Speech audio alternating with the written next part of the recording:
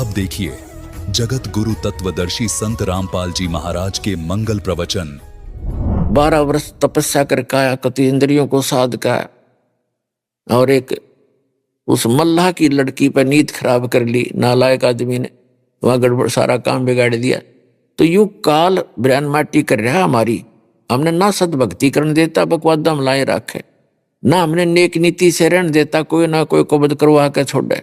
जब हम समर्थ की शरण में आ जाएंगे, इस मन की लगाम बांध देगा, इसको जकड़ देगा, इसको इतना जबरदस्त कि बकवाद सोचेगा तो कर नहीं सकता, क्योंकि इसको तुरंत दिखाई देगा ये कर रहा है तेरे साथ, ऐसे बन जाएगी। तो भगवान का डंडा इसके ज्ञान वाला साथ रहेगा, तब हम बुराइयों से बचेंगे, अपना सद्भक्ति कर सकेंगे। फिर हम चोरी नहीं करेंगे, जारी नहीं करेंगे, विकार नहीं करेंगे, बीड़ी शराब मांस तम्बाकू नहीं खाएंगे, और सद्भक्ति करेंगे, सत साधना करेंगे, तो भगवान पुनः पृथ्वी पर हरा भरा कर देगा। 2 मिनट लगे उसने, के देरी लगे, 10 मिनट में सारा पानी बरसा दे, और वर्षा हुई, मौज हुई।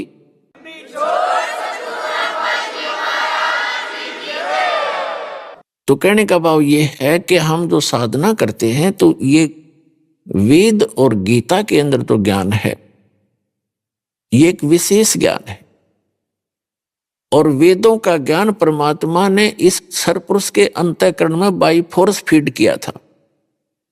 वेद ज्ञान 5 वेद दिए थे दाता ने। जब इसके अंतःकरण से ये 5 वेद बाहर आए समय आने पर, जैसे परमात्मा ने सतलोक से इसके शरीर में ये 5 वेद वहां से फैक्स कर दिए। अपने आत्माओं, यदि आज से 10, 20, 50 वर्ष पहले ये बात दास कहता कि सतलोक से 4 वेद और इस काल भगवान के ब्रह्म के अंतःकरण में भगवान ने भेज दिए, तो ना दच्चा किसी के आज आसानी से समझ में आ जाए, क्योंकि आप देख रहे हो कहाँ से फैक्स करते हैं। फिल्म की फिल्म ईमेल के माध्यम से पता नहीं कहाँ की कहाँ पहुंच जाती है, कोई वायर नहीं बीच में। तो यही आध्यात्मिक ज्ञान को समझने के लिए ये या टेक्निक आपका बहुत सहयोग देगी। तो जो समय आने पर जब वो बाहर आई, मालिक ने समय फिक्स कर दिया कि इस समय सृष्टि उत्पन्न हो लेगी, और मनुष्यों के लिए ये ज्ञान भेज दिया भगवान ने कि तुम यहां अगर सुख चाहते हो तो ऐसे साधना करना। तो वेदों का जो ज्ञान है वो मैट्रिक तक का है, 10वीं कक्षा तक का, 4 वेदों का, और 5वां वेद जो था वो इनसे हटकर ज्ञान था। तो इस काल भगवान को पता चला कि इस ज्ञान का यदि इन प्राणियों को पता लग गया कि यहां से हटकर कोई और सुख स्थल है, और जहां ना बुढ़ापा है, वृद्ध अवस्था नहीं है, वह मृत्यु नहीं है, तो ये एक भी नहीं रहेगा, यहां पर सब चले जाएंगे। तो उसने जो विशेष डिटेल दे रखी थी भगवान ने, वो पोर्शन निकाल दिया। लेकिन कितना निकाला है, फिर भी इसमें काफी हिंट रह गए, क्लियर नहीं था। जैसे गीता अध्याय नंबर 18 के श्लोक नंबर 62 में गीता ज्ञानदाता कहता है कि अर्जुन, तू सर्वभाव से उस परमेश्वर की शरण में जा, उसकी कृपा से तू परम शांति को और सनातन परम धाम को प्राप्त होगा। अब 8वें अध्याय के प्रथम मंत्र में अर्जुन ने पूछा कि आप जी ने 7वें अध्याय के 29वें मंत्र में श्रीमद् भगवत गीता में बताया है कि तत्ब्रह्म को जानकर सारे अध्यात्म से परिचित प्राणी, सब कर्मों से परिचित व्यक्ति, साधक केवल जरा और मरण से छूटने का ही प्रयत्न करता है, वो यहाँ की किसी वस्तु की डिमांड नहीं करता। तो वो किम तत्ब्रह्म, 8वें अध्याय के प्रथम मंत्र में पूछा, वो तत्ब्रह्म कौन है, क्या है? तो उसने हिंट दे दिया 8वें अध्याय के 3रे मंत्र में कि वो परम अक्षर ब्रह्म है, वो गीता ज्ञानदाता से अन्य है, वो सुप्रीम पावर है, वो कंप्लीट गॉड है, पूर्ण परमात्मा है। तो उसका ज्ञान गीता ज्ञानदाता को नहीं और वेद ज्ञानदाता को नहीं, क्योंकि गीता ज्ञानदाता, वेद ज्ञानदाता, कुरान शरीफ का ज्ञानदाता, तौरात, जबूर और इंजिल यानी बाइबल का ज्ञानदाता वही है। उसने 4थे अध्याय के 34वें श्लोक में श्रीमद् भगवत गीता में कह दिया कि उस तत्व ज्ञान को जो परमात्मा स्वयं आकर बताता है अपने मुख कमल से, 4थे अध्याय के 32वें श्लोक में कहा है कि अर्जुन, जो ज्ञान मैंने अभी तक इस 4थे अध्याय में तुझे बताया, 32 में से पहले तक कोई कुछ साधना करता है, कोई देवताओं की पूजा करता है, कोई व्रत रखता है, कोई यज्ञ करता है, कोई आसन करता है, कोई केवल स्वाध्याय ही करता रहता है। ये जो ज्ञान है वो कर तो रहे हैं अपने अपने ज्ञान को ठीक मान करके, पाप नाशक जान करके, लेकिन उस सच्चिदानंद घन ब्रह्म के द्वारा अपने मुख कमल से जो ज्ञान विस्तार के साथ कहा गया है वो तत्व ज्ञान है। उसमें बहुत डिटेल दे रखी है और वो है तत्व ज्ञान। चौथे अध्याय के 33वें श्लोक में कहा कि अर्जुन, एक आंख मीच के अंधाधुंध कोई की धर्म यज्ञ कर दी, जैसे द्रव्य यज्ञ। द्रव्य यज्ञ का अर्थ होता है जो धन से होने वाली भंडारे हैं, कित गौशाला कित पाठशाला बनवा दी, कहीं कंबल बांट दिए, कित गंगा के किनारे भंडारे कर दिए। कहते हैं ऐसे बगैर सोचे समझे जो क्रिया तुम करते हो उससे श्रेष्ठ ज्ञान यज्ञ है। पहले उस ज्ञान को समझो अच्छी तरह और फिर धर्म पुण्य जो करना है उस अनुकूल करो। उस अध्यात्म ज्ञान तत्व ज्ञान में बताए गए मार्ग अनुसार फिर धर्म करो तो लाभ होगा। तो चौथे अध्याय के 34वें श्लोक में कहा कि अर्जुन, उस तत्व ज्ञान को जिसमें डिटेल के साथ अध्यात्म मार्ग बताया गया है और वो भगवान ने स्वयं आकर बोला है अपने मुख कमल से, उस परम अक्षर ब्रह्म ने, वो तत्व ज्ञान, उस तत्व ज्ञान को तू तत्वदर्शी संतों के पास जाकर समझ। अब उनको दंडोत प्रणाम करने से, कपट छोड़कर विनम्र भाव से, सरलता से प्रसाद करने से वो तत्वदर्शी संत तुझे उस तत्व ज्ञान का उपदेश करेंगे। तो ये गीता ज्ञान दाता से अन्य कोई परमात्मा है और अन्य ही ज्ञान है। नहीं तो एक अध्याय और लिख देते गीता जी में कि उसमें पढ़ दे भाई 19वें अध्याय में, तो वो है नहीं उसमें। ऐसे वेद में, यजुर्वेद अध्याय नंबर 40 के मंत्र नंबर 10 में वेद ज्ञानदाता स्वयं कहता है कि कोई तो परमात्मा को संभवात कहते, संभवात्मा ने जन्म लेकर, जैसे अवतार रूप में मानते हो राम कृष्ण आदि जितने अवतार मानते हो, और कोई कहता असंभवात कि वो जन्म लेता ही नहीं, अजन्मा है। तो ये जानकारी तत्वदर्शी संत बताओगे, उनसे सुनो। तो ना तो वेद के अंदर वो ज्ञान कंप्लीट और ना गीता जी में। ऐसे ही कुरान शरीफ के सूरत फुरकानी 25 नंबर चैप्टर है वो, तो उसकी आयत नंबर 52 से 59 में बताया है हजरत मोहम्मद को कुरान शरीफ का ज्ञानदाता कह रहे कि जो कबीर नामक अल्लाह है, कबीर अल्लाह है, उसके विषय में ये काफिर लोग नहीं मानते, उसको भगवान नहीं मानते। और आप भी उनकी बातों में मत आना, और मैं जो तुझे हिदायत दे रहा हूं, दलील दे रहा हूं, इस पर विश्वास रख और इस पर ईमान ला। ये पूर्ण परमात्मा है, ये बड़ा भगवान, वो बड़ा कहते हैं कबीर को, ये अल्लाह बड़ा है, ये अल्लाह कबीर है। और इसी ने 6 दिन में सृष्टि रची, 7वें दिन तख्त पर जा बैठा। ये अपने बंदों के गुनाहों का नाश करने वाला है। और उसकी खबर किसी बाखबर से पूछो, उसने स्पष्ट कर दिया है कि उसकी खबर किसी बाखबर से पूछो। बाखबर माने तत्वदर्शी संत से पूछो। तो इससे भी सिद्ध हो गया कि कुरान शरीफ का ज्ञानदाता भी उस कंप्लीट परमात्मा से परिचित नहीं है, पूर्ण अल्लाह अकबर से परिचित नहीं है।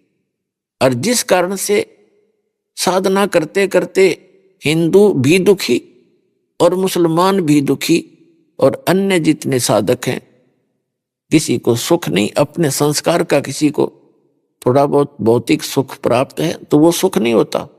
अगर किसी के पास खूब धन है, हमने उसको सुखी मान रखा है, और अंदर उसके 36 टेंशन पाओगे, मिलकर देख लेना उसे। तो आत्मिक शांति आपको इस ज्ञान से और कबीर भगवान से मिलेंगी, और यह साधना से मिलेगी जो दास के पास उपलब्ध है।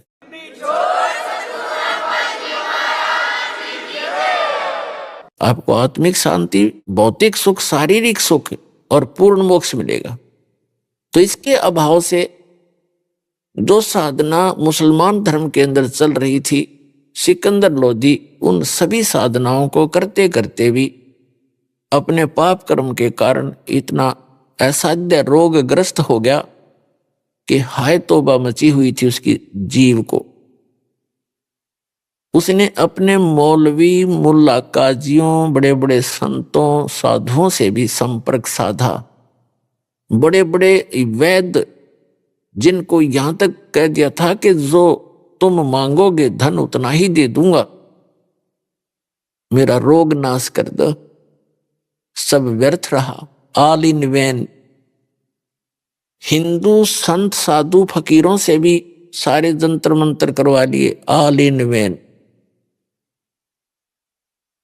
तो पुण्यात्मा मुसलमान भाई तो किस्मत मानते नहीं, प्रारब्ध बहुत नहीं मानते कि पूर्व जन्म के पाप होंगे तुम्हारे। हिंदू समाज के हिंदू जिनको कहते हैं हम सनातन धर्म वाले, ये पुनर्जन्म मानते हैं और सच्चाई है, पुनर्जन्म होता है। आज कोई दुखी है तो पूर्व जन्म का, आज सुखी है तो पूर्व जन्म के पुण्यों से, दुखी है तो पहले के जन्मों के पापों से। इसके साथ साथ जो मुसलमान भाइयों का जो इनकम्प्लीट ज्ञान है, वो अधूरा ज्ञान है कुरान शरीफ का, वो क्या बताते हैं कि पुनर्जन्म नहीं होता, एक बार जन्म गे। मनुष्य है तो मनुष्य, और गधे कुत्ते हैं तो गधे कुत्ते, सुअर है जो भी है वो बने रहे, और फिर मरते जाएंगे। मनुष्यों की विशेष विधान है उनके पास, मनुष्य मर गए कब्र में दबा दो, मनुष्य मर गए कब्र में दबा दो, और फिर कभी कयामत आवेगी, कयामत माने प्रलय, वह लाख वर्ष में आवेगी, 10 लाख में आवेगी, अरब वर्ष में आवेगी, तब तक वो उनके विधान अनुसार जैसा वो बता रहे हैं तो वो कब्र में रहेंगे वो सारे जीव। और जिन्होंने कुरान शरीफ के अनुसार दिया हुए ज्ञान के अनुसार साधना की है, वो चले जाएंगे जन्नत में। जब कयामत आवेगी सब कुछ नाश हो जाएगा, और फिर उन अल्लाह वो फिर उस कब्रों से निकाल लेगा, और जिन अच्छे काम कर रखे उनको जन्नत में, स्वर्ग में, और जिन गलत साधना की उनको नरक में। जन्नत में जानते पहले ब्रान मिट्टी हो लेगी, वो कब्र में फंसे रहेंगे अरबों वर्षों तक। बताओ वो जीवन है कोई? ये विधान है। और फिर कहाँ जाएंगे? फिर बोला खत्म कहानी। वाह भाई वाह। आए कहाँ से थे? जन्नत से। फिर यहाँ टिंडे लेना है जन्नत से, किस लिए आए यही बता दो। यहाँ किस लिए आए? कहते हैं भगवान तुम्हारी परीक्षा लेने के लिए यहाँ भेजता है, जन्म देता है। परीक्षा क्या लेनी है बता? जब वहां बैठे हैं जन्नत में, उनकी क्या परीक्षा लेनी फिर वो? क्योंकि ये ज्ञान अधूरा है, इनकम्प्लीट नॉलेज है। वो खुद कहता है कि पूर्ण परमात्मा, कंप्लीट गॉड, उस बड़े भगवान अल्लाह कबीर की जानकारी कुरान शरीफ का ज्ञान दाता नहीं रखता, उसको तत्वदर्शी संतों से पूछने के लिए कहा। तो वो कंप्लीट कोर्स इस दास के पास उपलब्ध है, विश्व में किसी के पास नहीं है।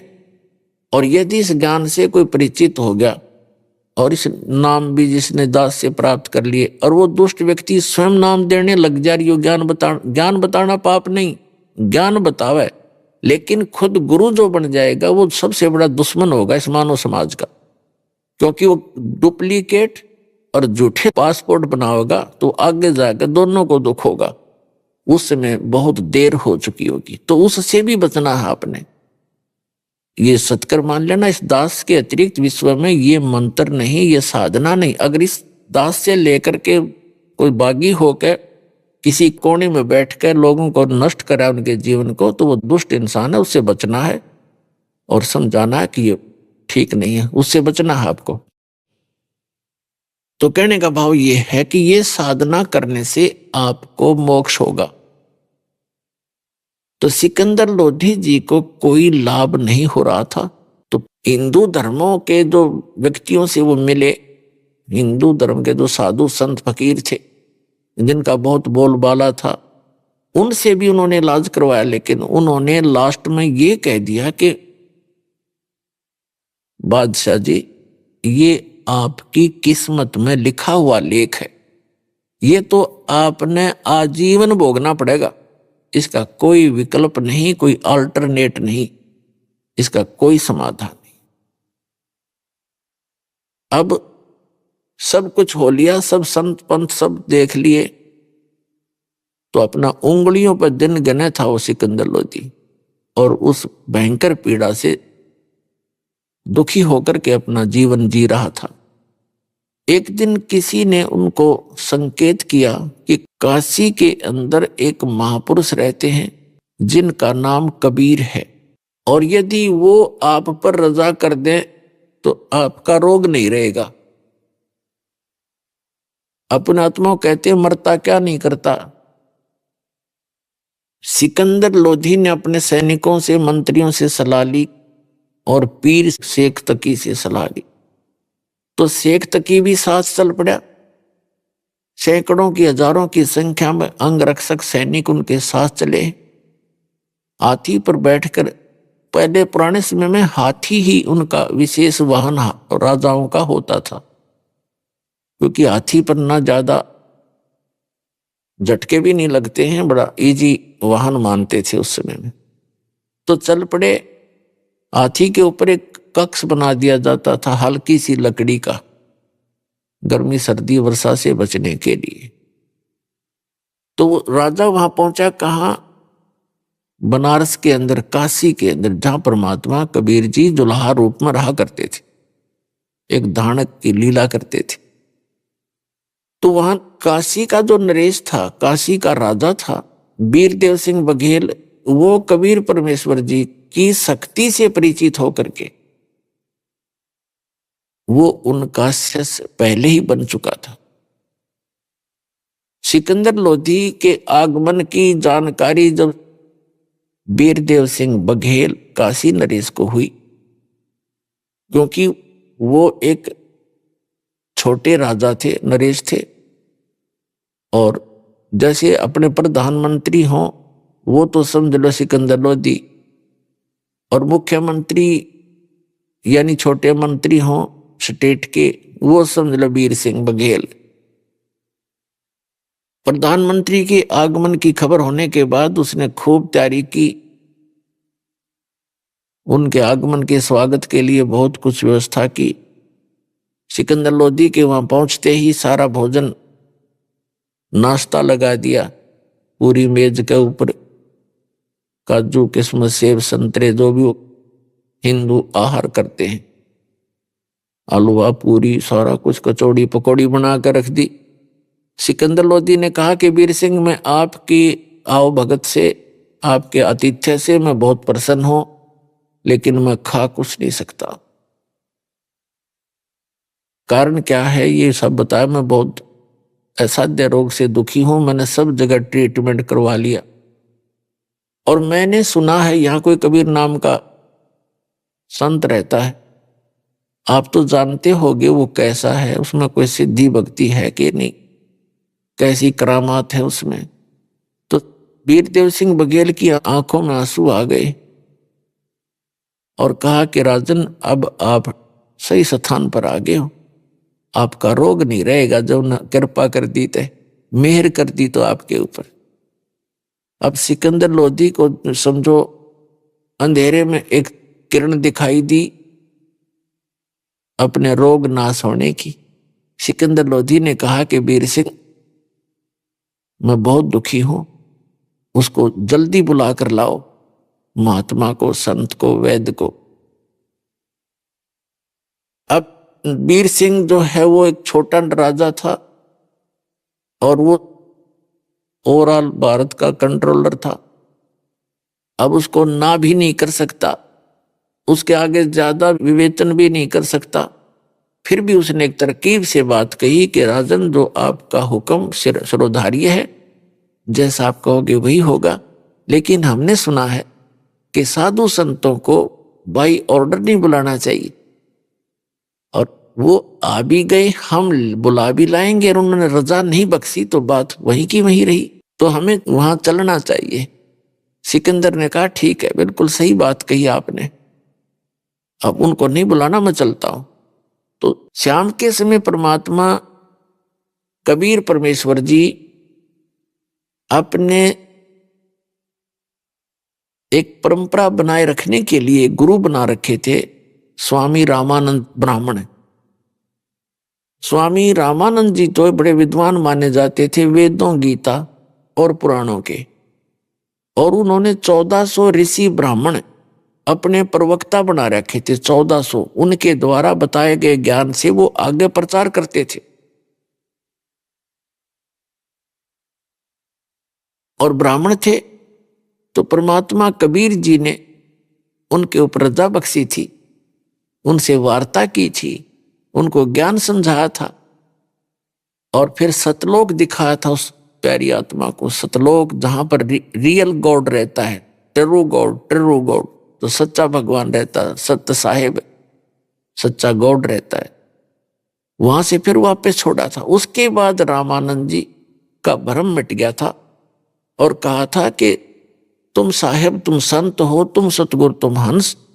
और रामानंद कहे तेरे रूप बिना और न दूजा अंश, दोहू ठौर है एक तू भया एक से दो, गरीबदास हम कारणे आए हो मगजो। गरीबदास जी का नाम इसलिए आता है कि गरीबदास जी को परमात्मा ने दिव्य दृष्टि दी थी कबीर साहब ने, और ये सारी वाणी जैसे तुलसीदास जी ने रामायण की कथा दोबारा अपने शब्दों में बोल दी सच्चाई, ऐसे गरीबदास जी ने उस दिव्य दृष्टि से उस समय की घटी हुई घटनाओं को अपने शब्दों में बोला, इसलिए उनका नाम साथ है।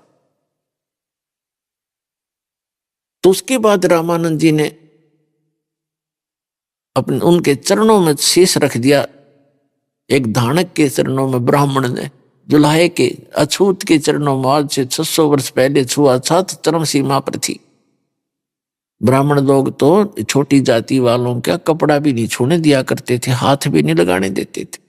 और वो 104 साल का महात्मा और 5 वर्ष के बालक के रूप में परमात्मा विराजमान थे, जो सचखंड दिखा के लाए और चरणों में गिर गए, मत्था टेक दिया। न बोले तुम स्वामी में बाल बुद्धि, मेरा कर्म भ्रम किया नाश, और गरीबदास निज ब्रह्म तो मेरा हो गया दृढ़ विश्वास। रामानंद जी ने कहा था कि मेरा ज्ञान तो बालक जैसा था आपके सामने, तुम स्वामी में बाल बुद्धि, आप मेरे मालिक, में तो एक बाल बुद्धि का व्यक्ति था, तुच्छ जीव था, छोटा ज्ञान वाला, और मेरा कर्म भ्रम करा नाश, मेरा सब भ्रमणा मिटा दी, मेरी सब शंकाओं का नाश कर दिया। और गरीबदास निज ब्रह्म तुम, रामानंद जी कहते तुम निज ब्रह्म हो, वास्तव में रियल गॉड हो आप, मेरा हो गया दृढ़ विश्वास। तब परमात्मा ने कहा था रामानंद जी को, सारी सतीथि से परिचित कराया कि पिछली पीढ़ी तक इस भक्ति और सारी परंपरा को मेंटेन करके रखना हमने, इसलिए आप मेरे गुरु बने रहो, और मैं जो साधना आपको बताऊं करते वो रहना, तेरा कल्याण होगा आपका। तो रामानंद जी बहुत शर्मिंदा हो गए कि मैं भगवान का गुरु बनूं, क्योंकि वो देख चुके थे। तो परमात्मा ने कहा ये मेरा आदेश मान ले तुम, नहीं तो बट्ठा बैठ जाएगा, मेरी सारे मिशन का नाश हो जाएगा। जैसी राधा स्वामी पंथ है, इनके मुखिया का कोई गुरु नहीं, उस शिवदयाल जी का, और जिस कारण से वो भूत बन गया। जब तक उस पुण्यात्मा के पुण्य चले तो परम धनी को आ गया, और जब पुण्य नष्ट हो गए और फिर भूत बनकर अपनी शिष्या बुक्की में बोल रहा है, बैठ गया भट्ठा कति, और उसको परम धनी मानकर करोड़ों व्यक्ति उसके पीछे लग गए, और उनका भी जीवन नाश होगा उसी की तरह। उन साधनाओं को करते करते शिवदयाल जी हेड ऑफ द डिपार्टमेंट भूत बन गया, तो साधकों का क्या होगा, अंडरस्टूड है। तो पुण्यात्माओं, अगर कबीर परमात्मा ने उस समय गुरु ना बनाए होता रामानंद जी को, तो आज ये काल का दाव लगा रहता, और ये काल के दूत ये कहते और ये भोली आत्मा फंसे रह जाते कि कबीर साहब ने कौन सा गुरु बनाया था, वो भी तो परम धनी थे। कबीर साहब वास्तव में परम धनी है, लेकिन उस परम धनी ने भी उस मर्यादा को बनाए रखने के लिए गुरु बनाया, इसलिए कि आने वाले समय में कलयुग के अंदर इन काल के दूतों का दाव ना लग जा, और मेरे बच्चों को फिर से ना ये मिसगाइड करके यही रख दे। तो इसलिए रामानंद जी को सख्त हिदायत देनी पड़ी, तो परमात्मा ने कि मैं जो कहूं तेने मानना पड़ेगा। तब रामानंद जी ने आंखों में आंसू भर के, जो आपकी आज्ञा होगी वो करूंगा, लेकिन आत्मा नहीं मान रही मेरी, पर आपकी आज्ञा सिरोधार्य होगी। वो बेसिक गुरु रूप में, जनता के रूप में थे, लेकिन रामानंद की आत्मा कैसे मान ले। उसने एक संत, वो तो भगवान देख चुके थे, तुम साहेब, तुम संत हो, तुम सतगुरु, तुम हंस, और गरीबदास तेरे रूप बिना और नहीं दूजा अंश, और कोई है ही नहीं संसार में आपके बिना। रामानंद जी के पास परमात्मा नित्य जाया करते थे उनके आश्रम में। उससे पहले रामानंद जी था, वो ब्राह्मणों को ही शिष्य बनाता था, अन्य किसी को दीक्षा नहीं देता था, किसी भी जाति वालों को। जंतर मंत्र बता देता था, न्यू कर लो, ऐसे बोल दो, 5 रुपये का वैसे कर दो, वो बता देता था, लेकिन शिष्य नहीं बनाता था। उसके बाद परमात्मा की कृपा के बाद कबीर साहब ने उसका जो सारा शंका मिटा दी। उसके बाद और भी बहुत से जाति से उनके शिष्य हुए रामानंद जी के। तो कहने का भाव ये कि शाम के समय प्रतिदिन आरती में शामिल होने के लिए अपने परंपरागत गुरु के आश्रम में परमात्मा कबीर जी जाया करते थे। दिन में अपना कपड़ा बुनते थे, जुलाई का काम करते थे और शाम को वहां जाके आरती करते थे इकट्ठे बैठ के।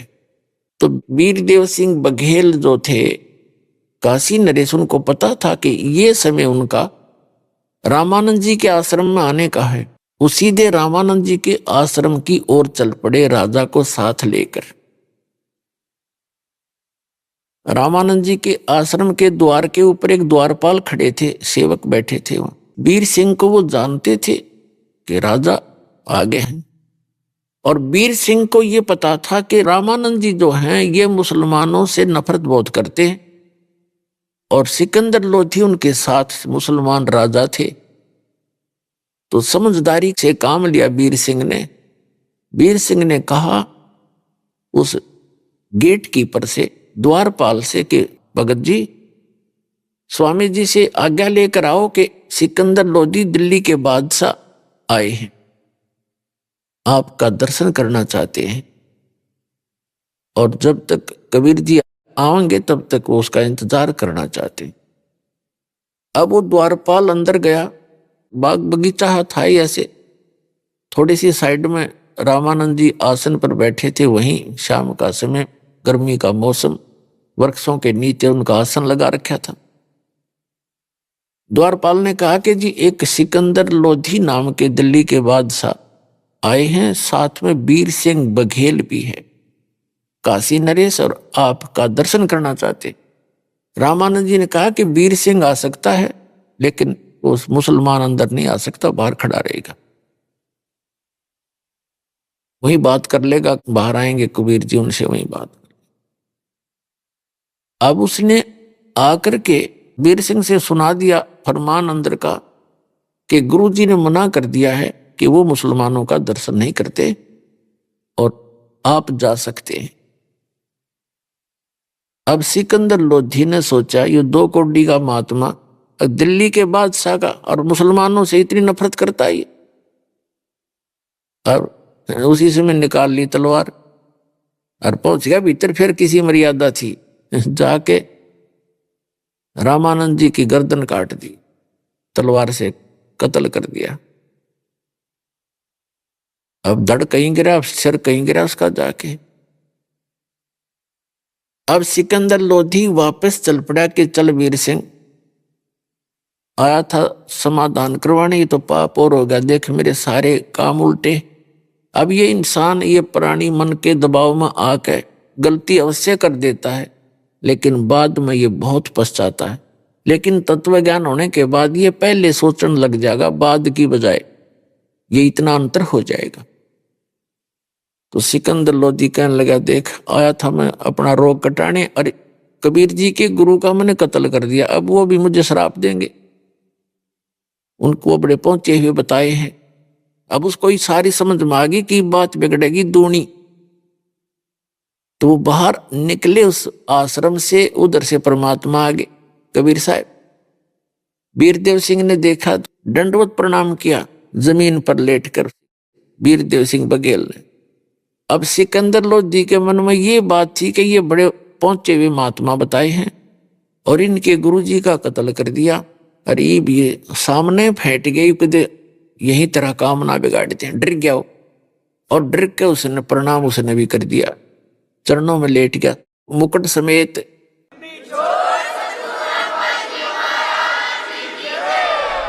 अभी आपने सुने संत रामपाल जी महाराज के मंगल प्रवचन।